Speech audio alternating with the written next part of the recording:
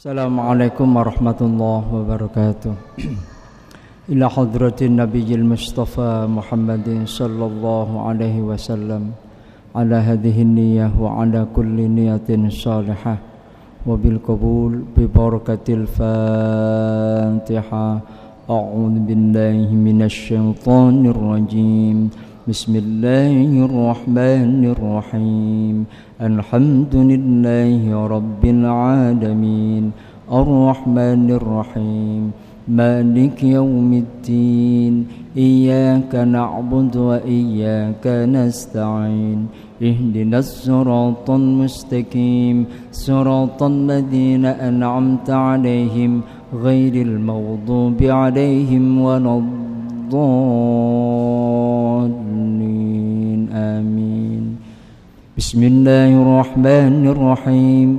Nawayna at-ta'alluma wat-ta'lima wat-tadhakkura wat-tadhkira wan-naf'a wal-intifa'a wal-ifadata wal-istifadata wal-hatha 'ala at-tamassuki bi kitabillahi wa sunnati rasulih wad-du'a ilal huda wad-dalalata 'alal khairi ibtigha'a wajhillahi wa mardatihi wa qurbihi wa thawabi.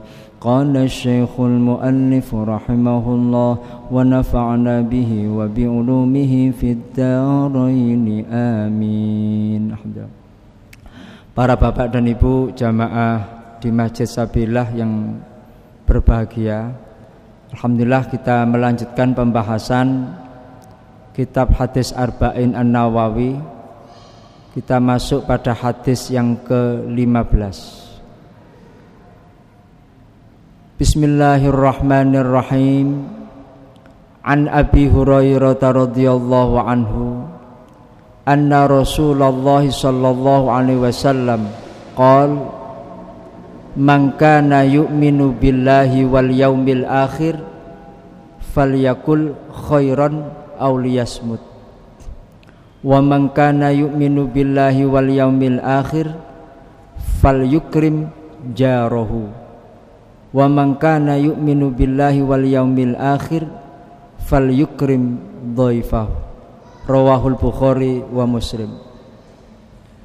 Adapun akhlak atau tata krama, etika orang yang beriman, kepada Allah dan hari akhir, etikanya di sini dijelaskan ada 3 macam. Orang yang beriman dan percaya kepada hari akhir, etika yang pertama adalah man kana yu'minu billahi wal yaumil akhir. Sinten tiyang kemawon yang beriman kepada Allah dan hari akhir, falyakul khairan aw liyasmut, maka ucapkanlah perkataan-perkataan yang baik, aw liyasmut, atau diam. Kalau kita itu ingin berkomunikasi dengan sesama umat manusia dalam rangka ukhuwah basyariyah, persaudaraan sama manusia, alangkah lebih baiknya kita ini beretika, berakhlak, untuk senantiasa berucap dengan kata-kata yang baik. Kalau memang tidak bisa, mboten saged, diam saja. Ndak usah kalamul fudul, terlalu banyak ngomong, banyak bicara. Artinya banyak bicara itu kathirul kalam, banyak bicara, qalilul amal, sedikit amalnya.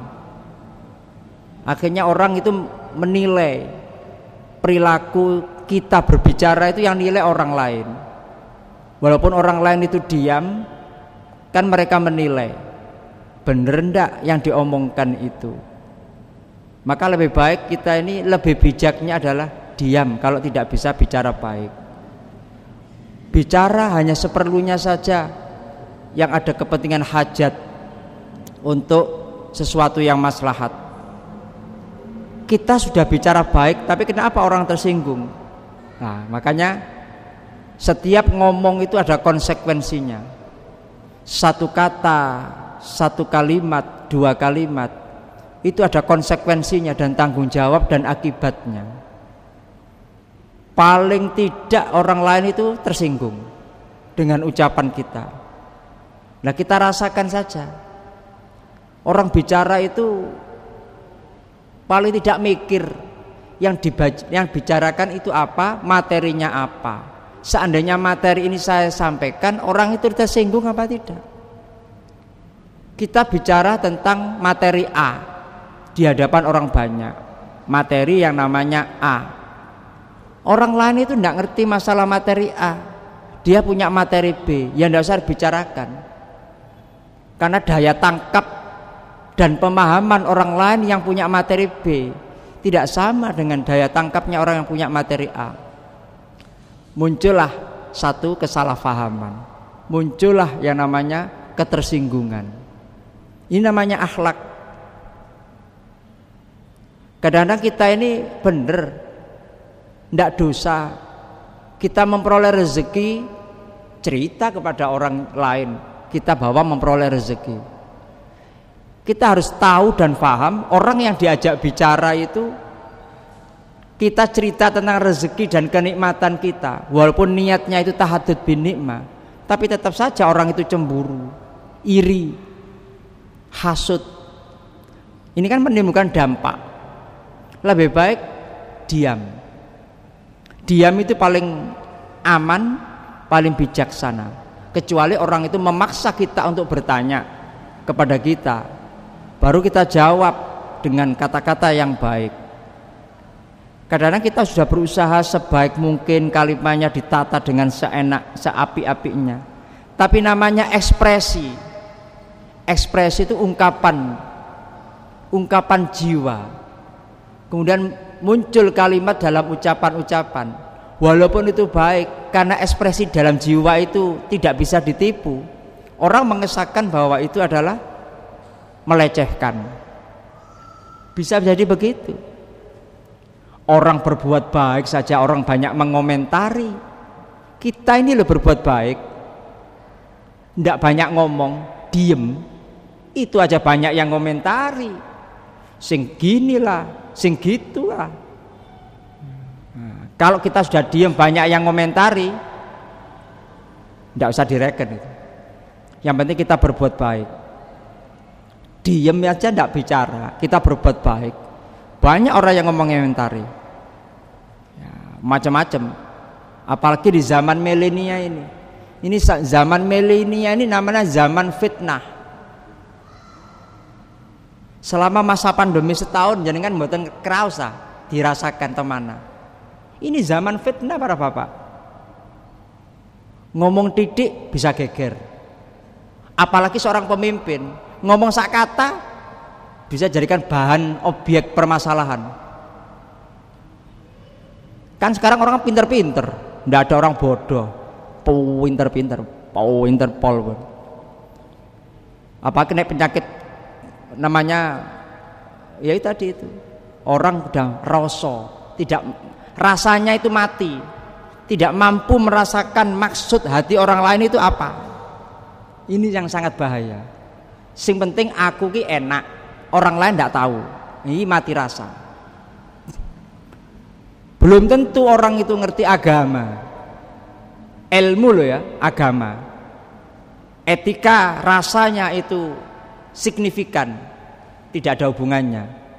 Yang namanya akhlak itu muncul dari hati nurani, kolbun, dari hati. Orang bicara baik,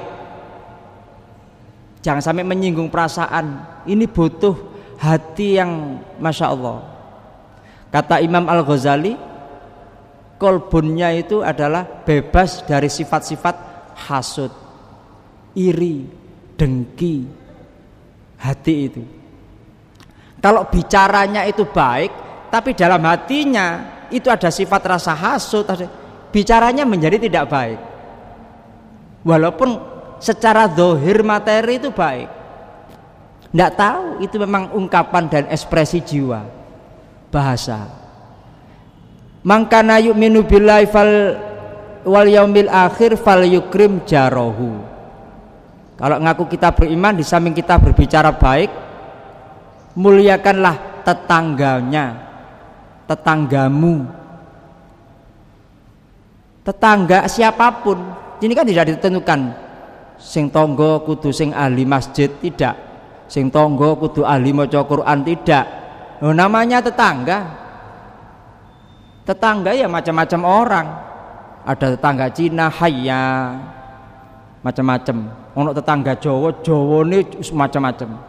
Yang Islam ono Islam sing Jawen, ada Islam Nusantara, ada macam-macam. Ono sing Islam fanatik.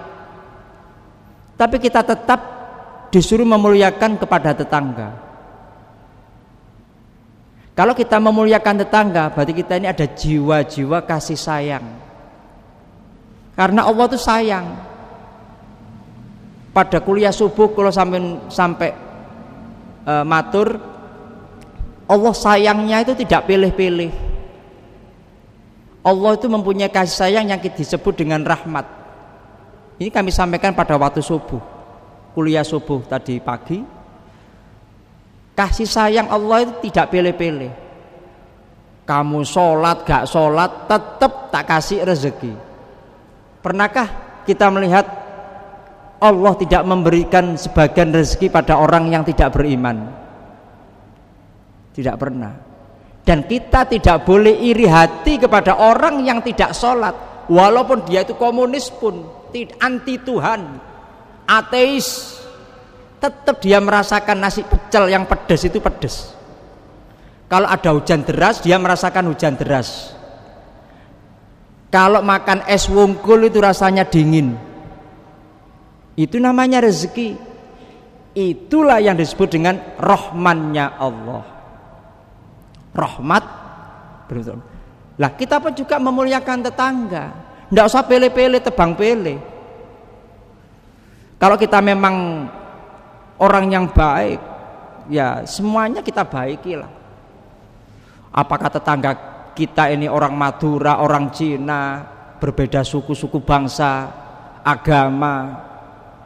Apalagi kayak tetangga saya tidak ada orang Jawa. Kulo niki minoritas Jawa, minoritas. Islamnya minoritas saya di kampung itu, ikan layur itu. Saya ini minoritas, mayoritas Chinese. Kadang ngundang Natalan ya nopo ngoten. Ya nopo sikap kulo jenengan? Ditolak, haram, masa ngoten. Nah, niki termasuk ayat Gusti Allah. Ayat Gusti Allah ada yang ditulis bentuk Al-Quran, ada ayat Al-Quran dalam bentuk yang tidak ditulis. Kasus-kasus alam kejadian fenomena ngeten. Kulo bertetangga dengan orang Cina. Ya napa sikap kulo? Nggih, sing sering goro mawon lek kulo. Goro tapi baik. Ini Bapak nanti ada undangan makan-makan Natal. Masya Allah, terima kasih Pak. Aduh, maunya saya hadir, tapi ini pas saya ada acara pengajian rutin. Nah begitu saja. Mereka tidak akan tersinggung. Loh, kalau mereka tersinggung, tidak mungkin mereka mengenal saya. Wong orang Cina itu orang individu, tidak mungkin mengenal nama saya. Pemane saya pakai sarung begini. Mungkin mereka mengenal saya. Mau ketemu Pak Hasan Basri. Oh rumahnya Pak Guru sebelah sana. Itu sudah masuk yang sesuatu yang positif. Digoroi mawon. Yang penting tidak tersinggung hatinya. Padahal itu melanggar akidah. Ya apa caranya? Masa kita saklek? Padahal di sini fal yukrim jarohu, memuliakan tetangga. Ini contoh konkret hakikat itu nyata. Tidak basa-basi. Tapi kadang-kadang tiang ini kadung merasa dirinya paling hebat, paling alim. Bapak ini saya ini tidak mau hadir gitu-gitu Pak Mas Anu. Orang kan tersinggung gitu. Padahal kita satu kampung. Imam Syafi'i radhiyallahu anhu hidup di satu perumahan, rumah susun. Ya, Imam Syafi'i itu di lantai bawah, ada orang non muslim di lantai atas. Tatkala Imam Syafi'i itu jatuh sakit, Orang non muslim tadi nyambangi Imam Syafi'i.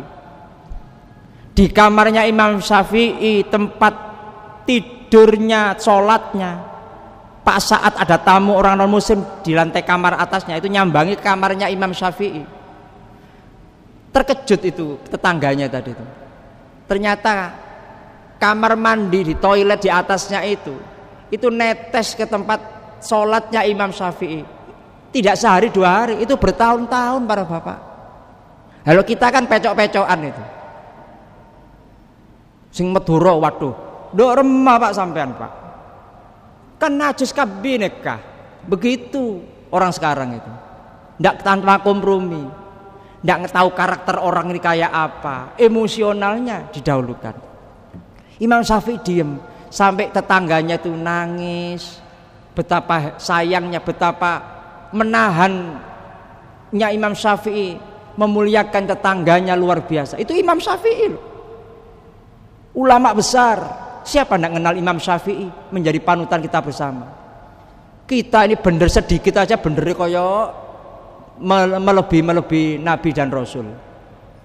Nah, ini salah satu contoh ulama yang begitu memuliakan tetangganya sampai tetesan bocornya Imam Syafi'i tidak melaporkan. Sampai tangganya, wahai Imam Syafi'i yang mulia, kenapa kau tidak memberitahu kalau itu bocor?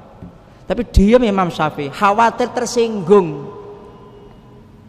Itu hebatnya Imam Syafi'i. Nah ini bisa jadi untuk satu pembelajaran bagi kita semuanya. Wa man kana yu'minu billahi falyukrim dhaifah, memuliakan tamu. Tamu itu dimuliakan, raja. Begitu ada tamu kita sholat, batalkan dulu sholatnya untuk membukakan pintu. Monggo silakan duduk, saya tak sholat dulu, baru melanjutkan sholat. Sholatnya batal, ada suara dengar, assalamualaikum, batalkan sholatnya dulu, bukakan pintunya, pinarakkan dulu. Kita kan enggak sok sibuk, sok megaya. Saya ini orang sibuk, saya orang profesional. Ada tamu biarkan sampai berapa menit, kan kasihan. Tamu itu membawa rezeki, tamu itu kemuliaan. Jadi etika orang yang beriman ada 3: berucap yang baik, memuliakan tetangga, memuliakan tamu. Hadis yang ke-16, An Abi Hurairah radhiyallahu anhu anna rajulan qala lin Nabi sallallahu alaihi wasallam ausini qala la taghdab faraddada miraran qala taghdab, rawahul Bukhari. An Abi Hurairah radhiyallahu anhu, dari Abu Hurairah radhiyallahu anhu, mudah-mudahan Allah meridhoi dumateng Abu Hurairah, anna rajulan, menjelaskan bahwa ada seorang laki-laki, qala, berkata, lin Nabi sallallahu alaihi wasallam, kepada Nabi Muhammad sallallahu alaihi wasallam, ausini, wasiatilah aku. Ada seorang laki-laki, cerita dari Abu Hurairah, berkata kepada Nabi, ya Rasul, beri aku nasihat, ausini. Langsung Kanjeng Nabi menjawab, qol la taghdab, jangan ngamuan, jangan marah, don't be angry. Bahasa anaknya mahasiswa sekarang, don't be angry with to anyone. Jangan marah kepada semua orang. Diulangi lagi, faraddada miraran, sampai berkali-kali, diulanginya beberapa kali. Kemudian qol la taghdab, tetap Nabi bersabda, nasihatnya jangan marah. Nah, keterkaitannya dengan memuliakan tetangga tadi. Seandainya kita mengalami sendiri perkara tanah 1 jengkal kepada tetangga saja, nyorok kita aja, waduh, celurit-celuritan, pecok-pecokan.